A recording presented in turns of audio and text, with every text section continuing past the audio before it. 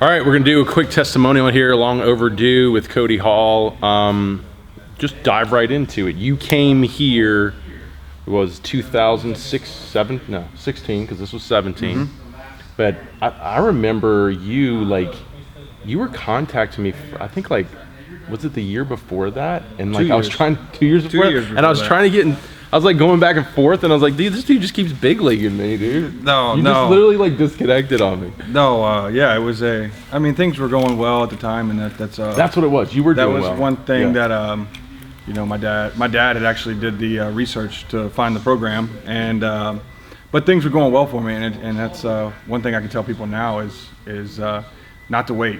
You have to, with this program, it's even if things are going well and you need to get in here and do the work, because I waited until you did. My velocity dropped off, and then But at that point, were you feeling something? Is that why you're reaching out, or you just were because you were doing well? No, I was honestly just wanting to get better. At that time, that's why I was reaching out in the first place. And you were with the Marlins then, right?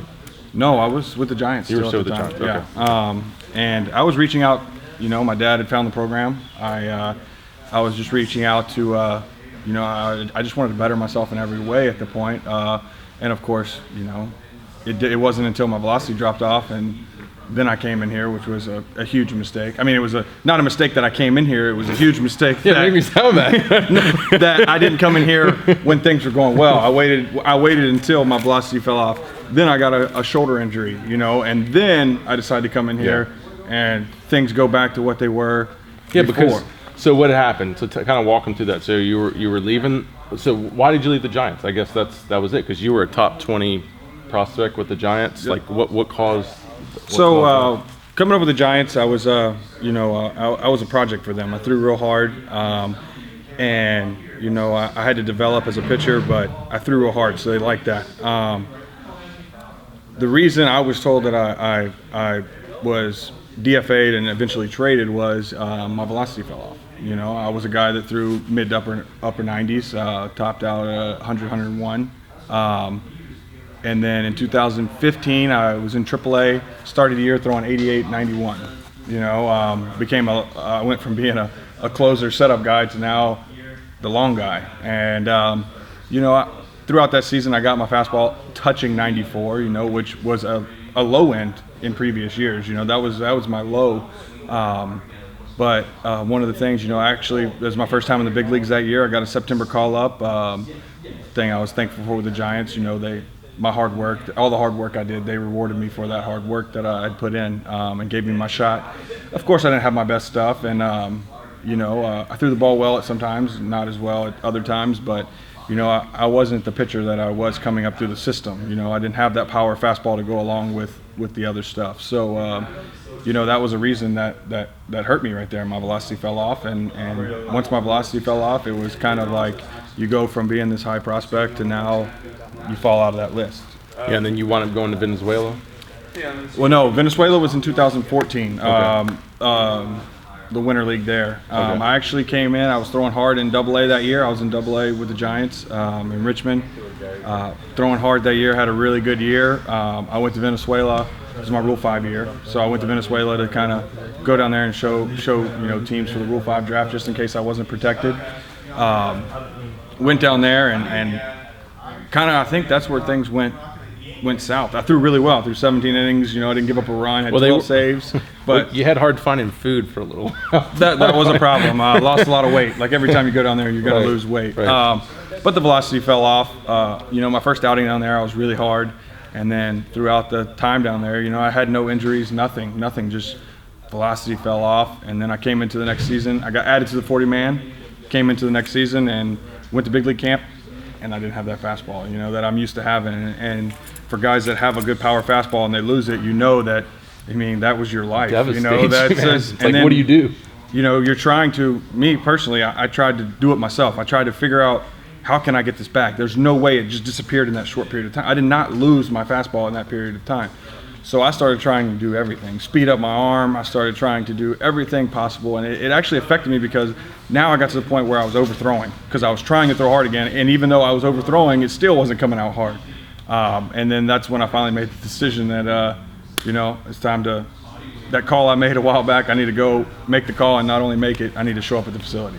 So when you showed up, it was cool. We had pretty much everybody here, didn't we? We had Al, we had Medlin, we had Ardsma, we had Wheatley. Yeah, we had them all. So yeah, you had a lot of big guns here that had proven the system and it worked for them. Exactly. So when you walked in and you just saw, all the med throws and all the lifting going on. I mean, the coolest thing is you spent some time with Coach Hatch with the Olympic lift, so you were probably pretty comfortable seeing that. But as far as like everything else, what did you feel when you saw this? I mean, my first thought, I was excited. I was ready to jump into it right away. And I know the first day I came, it was more of just you talking to me, explaining everything, and the guys were doing all the stuff. You're explaining these different things. And I was 28 years old, and there was things that you were saying, in mechanics, hip shoulder separation and things like that I've heard of before, but I never knew what it was. I just heard it. But then, seeing all the guys doing all this stuff, I was pretty excited to jump in and get the thing started, see what would happen.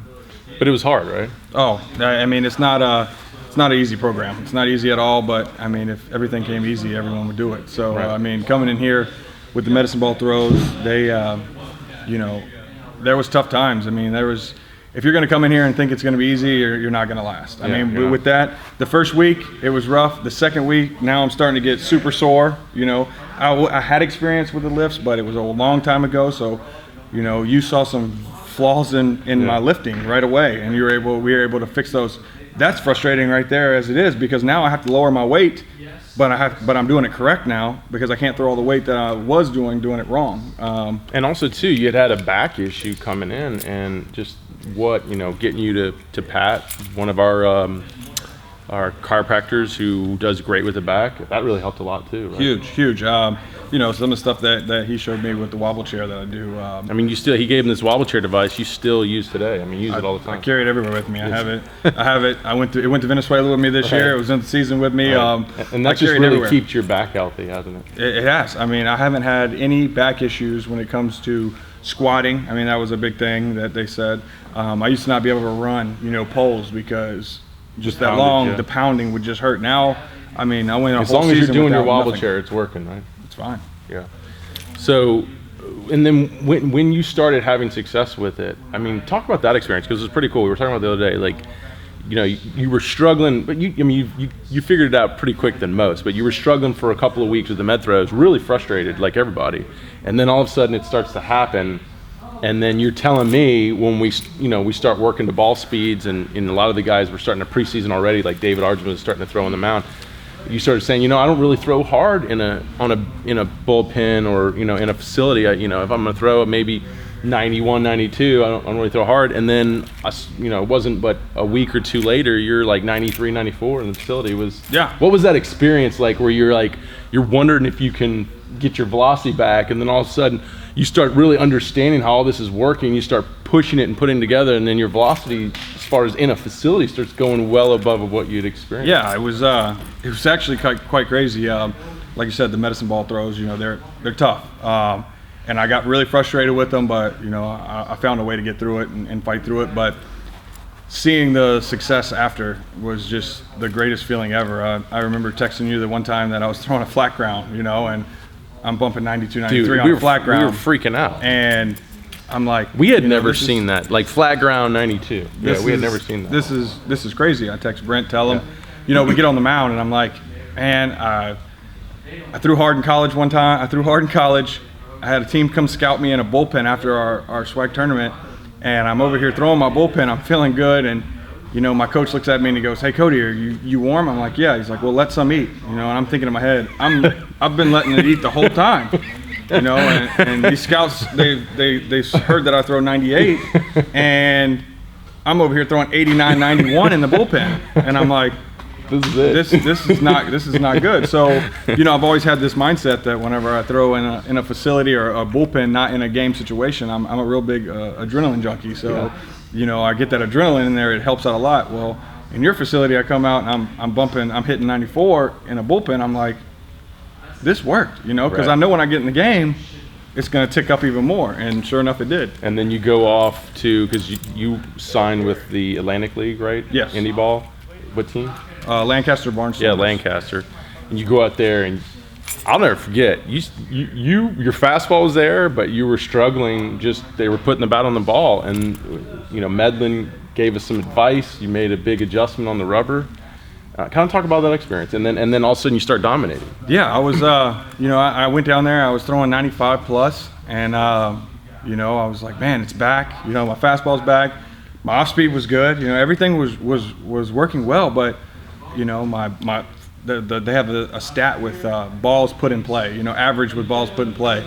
Mine was like 400. If a guy touched the ball, Right. if a guy touched the ball and it hit in play, it was a base hit. Right. And I was like, I was in this, why am I struggling right now? So I pitched from the first base side of the rubber. I talked to you and Chris, and y'all said, hey, a lot of power guys throw from the third base side. Well, I moved to the third base side. I start pitching in a little bit more.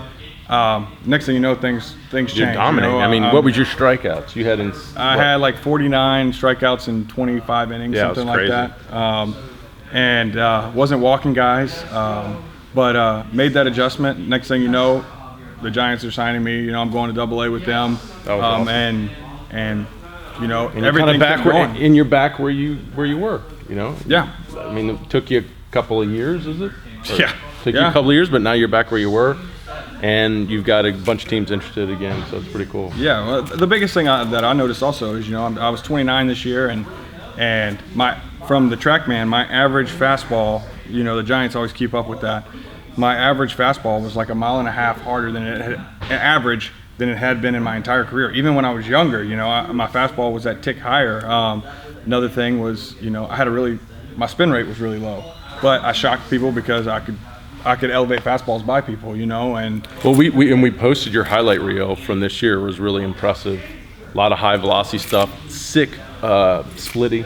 Your splitty was pretty sick. I know it wasn't working in Venezuela, but it was sick this year, man. Yes, really good pitch. It was solid. Another thing is that I'd say is I was coming off of a shoulder injury, and through the program.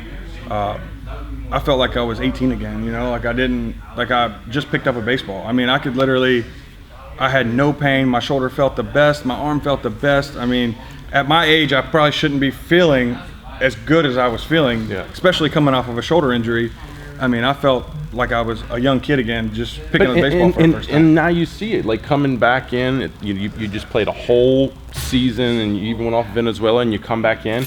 And you start getting the drills again, and you start realizing how you've gotten a little behind. Because that's what the season does to you. It breaks you down a little bit. Yes. So now it's like, when you come in here, it's almost like a reset. Yeah. Now I know where I got to be to go into next year and have the same success. Exactly. I mean, yesterday, 2 days ago when my first day back, it was kind of tough seeing that, like my separation, everything was kind of working together, and I didn't have that two-part, and so knowing that, the good thing is, I kind of understand the program. So I know where I need to get back to get. And then on top of your knowledge, the new things that you've discovered, huge keys for us to keep building and building and building. I mean, that's the goal is to build. And, I give everything that this past season with my success that I've had I have to give it to you and your program, because, without that, I honestly, I would probably be retired right now. I'm not lying, because if I didn't have that fastball, they say velocity is not everything, but velocity, there's a key. And if you look, average velocity in baseball is going up consistently every year. So there is a key. And velocity, it allows you to get away with a little bit more than when you don't have it. And when you have that velocity, it just gives you more trust in your stuff. So give advice to anyone that was in your position, any pro guys out there struggling to try to figure it out.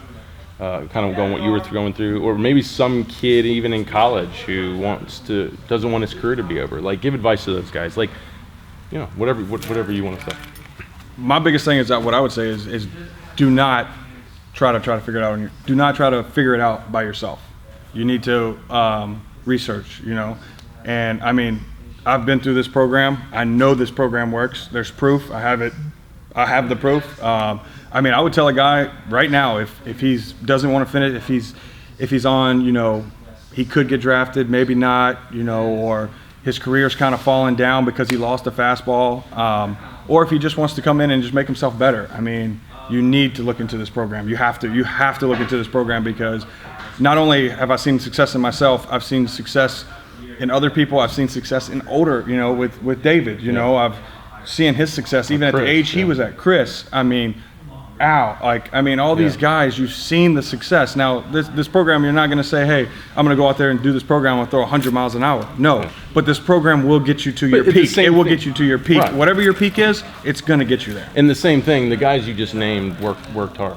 Oh, I mean, if you're coming in here with an want to be lazy or anything like that, just want a quick fix. Don't even come. Don't come, because it's not going to work for you. You have to know that coming in here, it's going to be hard work. You're gonna get beat up really bad, especially early on.